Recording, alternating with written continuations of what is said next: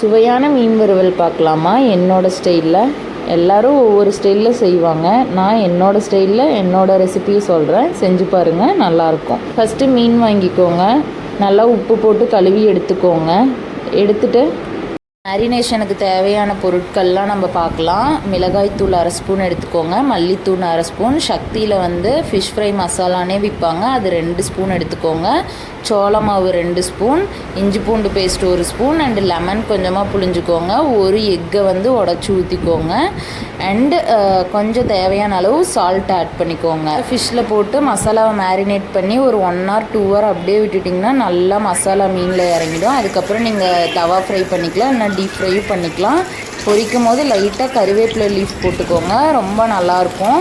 அது மறக்காமல் அடுப்பை சிம்மில் வச்சுக்கோங்க, அப்போ தான் மீன் அடி பிடிக்காமல் நல்லா சூப்பராக வரும் மீன். உங்களுக்கு இதே மாதிரி ரெசிபிஸ் ஏதாவது வேணும்னா எனக்கு கமெண்ட் செக்ஷனில் சொல்லுங்கள், நான் கண்டிப்பாக ட்ரை பண்ணி போடுவேன். Okay guys, by. நெக்ஸ்ட் வீடியோவில் பார்க்கலாம். மறக்காமல் என்னோடய பேஜை ஃபாலோ பண்ணிக்கோங்க.